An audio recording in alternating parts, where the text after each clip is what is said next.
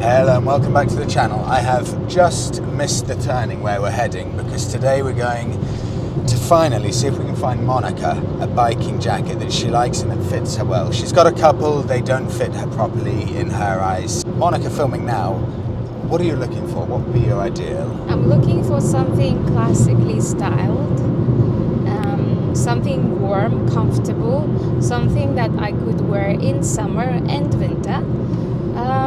Yeah, that's about it. I think I saw online a Bellstaff jacket and I really liked the look of it. We had a look around the local area. There aren't that many places that stock this kind of biking gear, are there? No, you would have to go to London for that. Bike Shed or what's the other one? Bike Shed Urban Rider as well, Rider, which a lot of people recommended, but we just didn't have time when we were in London to go and actually visit. So in essence, we're hoping we can find Monika a jacket she likes here in Krazy Horse. Otherwise, we're off to London. Yeah, or buy online. Or buy online. The problem is, and I'm exactly the same with biking gear, it's very useful trying stuff on unless you can actually see someone physically wearing it who's a similar size to you. You're going to be doing a lot of returns back and forth in case it's not quite the right size or the right fit, so it would be amazing if we could find something here that Monika actually likes. Monika, what do you think your chances are? I think 50-50 actually. That's good. I'm positive. It's good enough. Okay, we'll take you along with us. I'll also show you some of the bikes there as well. Krazy Horse is one of my favourite places to come. You can see Monika there just about to run in because they've got a brilliant selection of motorbikes, but also the gear selection is really good. Very, very nice brands that are often quite hard to find in the same place. So I'm quite excited and I've got my hopes set fairly high that we will be able to find something. And inside and outside, the bike selection. MV Agusta Brutale, 2 of them in a row, next to a Scouts, next to a Fantic Caballero. That's a lovely selection. So we've got just outside the, God, what is this? MV Agusta.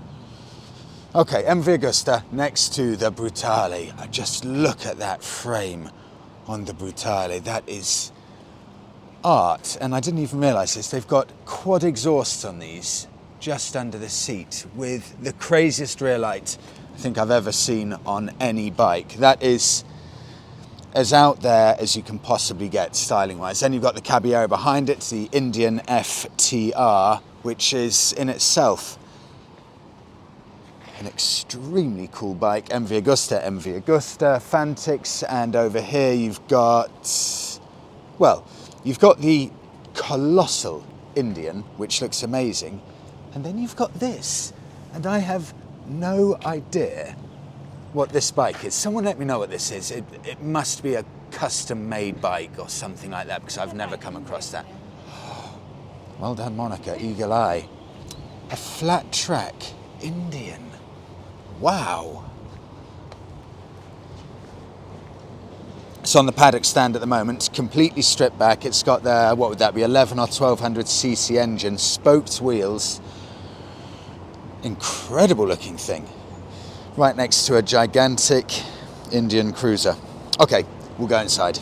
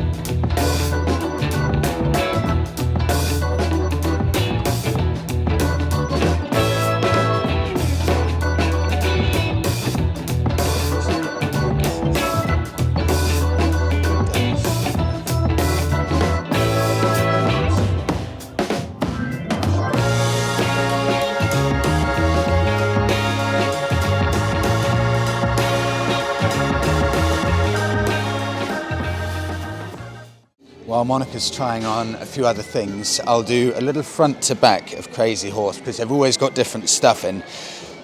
Such a shame, no luck with the jacket, so the search continues. I think Belstaff will be the brand we go for, although I'm open to any suggestions if anyone's got some good ideas on that. Right, I'll flip the camera and show you what's in here. Just look at some of this custom stuff right at the entrance. Custom Indian there, custom, oh God, I don't even know what custom that is. Beautiful old Harley. Again, another custom Harley there, the Indian FTR, another Indian. And you've got a lot of Indian gear here as well, so they do the helmets and other things. I just love these. Look at how chopped this Chief Bobber is. I'm not sure if I've actually seen one of these in the flesh. This will be a direct competitor, at least looks-wise. I'm sure this will be a lot more expensive to the Triumph Bobber. And it looks incredible with that floating seat. I don't think I've ever seen one of these. Stunning bike. Chief Bobber, okay. Well, I mean, I say it's a competitor to the Triumph. I think the Triumph's about 12,500. This is £22,000. So colossal, colossal money. But really stunning motorbike. Classic Indian there. The big cruisers, and then the Nortons, which are just coming back now with one of their new models, and I cannot wait to have a look at this. But you've got the California here, 15.5K limited edition, number 19 of 50, and those really unique colours with the high upswept bars, which just give it a brilliant look. Norton Commando 961 Sport, 12.5K, beautiful looking thing. Really stunning machines. Whole load of Fantics over there with, not familiar with these, Energica SS. 24,500 pounds. Oh, I see, these are electric, and you actually charge it under the seat. So that's what you get for 25,000 pounds for an electric motorbike. Then you've got a whole load of Brutales over there, and over here we've got some more MV Agustas. I mean, they are stunning looking machines, 15K for that, but really beautiful works of art. And finally, you've got the Super Veloces over in the corner there. I think for out there styling, now here, in 2022, I don't think anyone does it quite like MV Agusta. I mean, just have a look at these wheels. Have a look at the rear wheel here with the triple exhaust just to the right-hand side of it. Spoked wheels, single-sided with that rear light. There's no one doing bikes looking like this at the moment other than MV Agusta. No one can touch them for this styling. So brutally styled. And this is the upstairs with the cafe and restaurant over on the right-hand side with all of the gear over here. So you've got a few of the panniers and things like that. For Indian, you've got a service area with all of the parts and all of the gear here. So jackets, casual biking wear as well.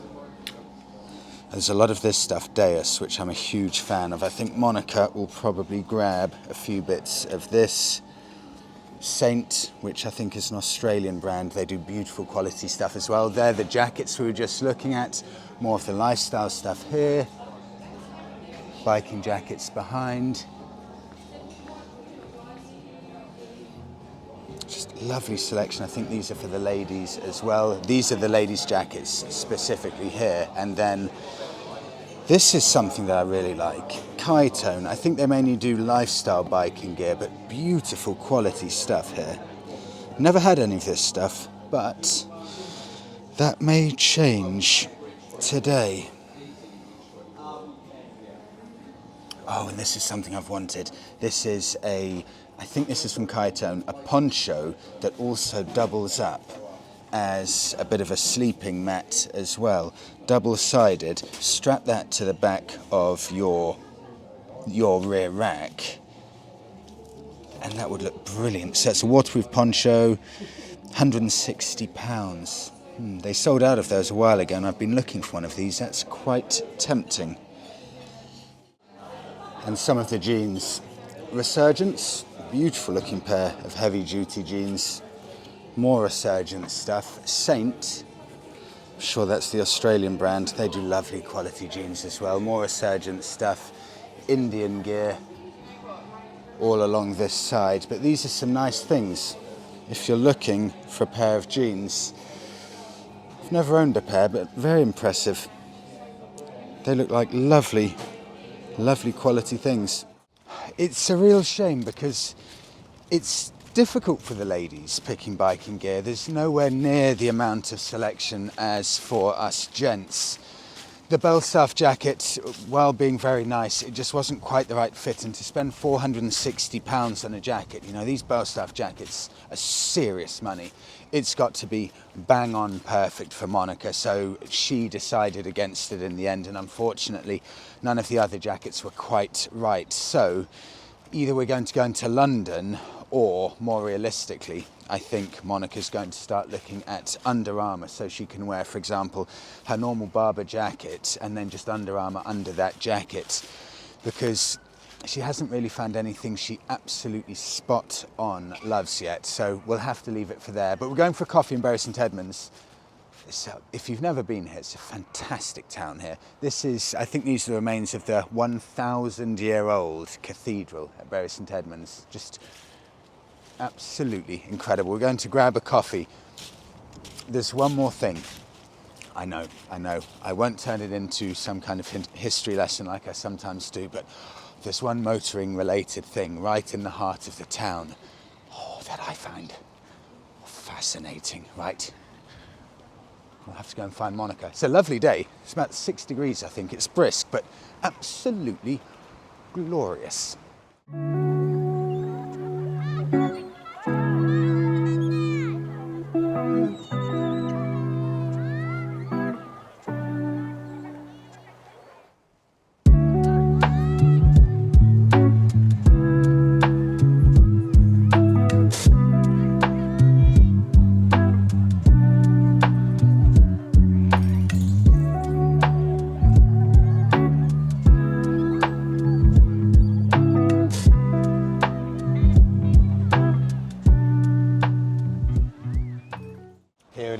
The second thing I wanted to show you. This slightly unusual looking street sign is thought to be the UK's first ever illuminated street sign. It was built in 1935 and it's now a grade 2 listed. I remember seeing it for the first time thinking that doesn't look completely normal. But imagine that, 1935, just 4 years before World War II. And that would have been a really special thing to see when it came out. Monika, let me say one more thing as well. Just one more, because there's so much history here. This hotel here, Charles Dickens actually stayed in this very hotel, the Angel.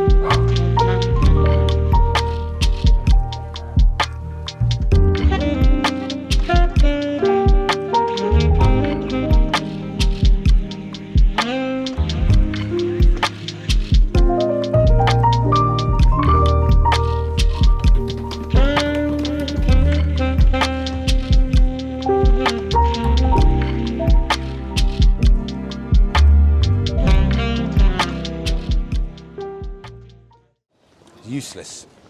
Really useless. I don't know when this happened to the post office, and I don't know why it's happened, but the service is just not reliable. I don't know if they're paying people well, I don't know if staff aren't happy there, but something bad has happened, because a couple of weeks ago I went to Ipswich and the post office was closed because they said they only had one member of staff, and when they went on their loo breaks and went on their lunch break, the post office had to close. And now I've come here, and on Tuesdays and Wednesdays, because of staff shortages, there are a good chunk of important things that they just can't provide for the community.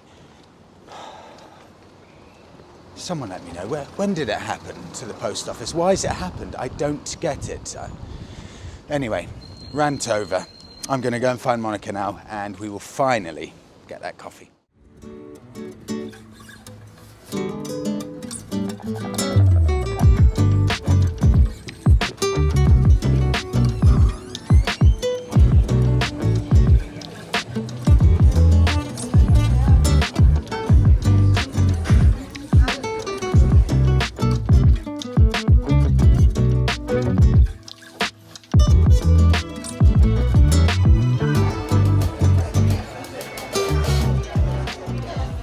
Okay, let's wrap it up. I mean, Monika, is there any point even showing this video? It's just useless day. We went to get a jacket for Monika, couldn't find one that fits her, went to get the international driving permit. Nothing. I mean, all that we've done today actually has come for a lovely meal, which we're about to start. Just to give you an update, international driving permit, unless I made it clear, which I don't think I did, we're going to head off, although nothing's booked yet, probably in about a month or so, we're hoping India and Bali. And I really should get an international driving permit, because usually my attitude towards any travel jabs, I think typhoid and things, is fairly pathetic, and I usually just ignore it. And last time we went to Bali, I couldn't even be bothered to get an international driving permit. So what would happen is we would be riding along on a little 125cc scooter in Bali, and every so often the police would just pull me over and they'd be like, right, fine. And they'd make up a price, and they'd be like, I think I will take £100 off you today. I would then have to give them £100 cash. And no, they would I think it was just 25. It wasn't that much. Okay, but for the sake of the story, Monika, I like to over-exaggerate. Okay, £50, and they would just take that £50 off me, straight into the back pocket. They must have made a killing off tourists like me, too lazy to get international driving permits. So by the end of it, Monika and I had to spend about 2 months in Bali staying off the motorways and keeping on the side roads. Avoiding the main road. Basically avoiding the police where they used to be on the motorways. So I want to try and get an international driving permit this time, so I'm more responsible. But now I've got a bad attitude. Look, post office was shut this time, they wouldn't do it, so I'll probably just end up not doing it, and I'll be speaking in a month's time saying that I never ended up doing it. I hope that's not the case. Okay, let's wrap it up there. Thanks so much everyone for coming on. Please do give the video a like, subscribe to the channel. See you all in the next one.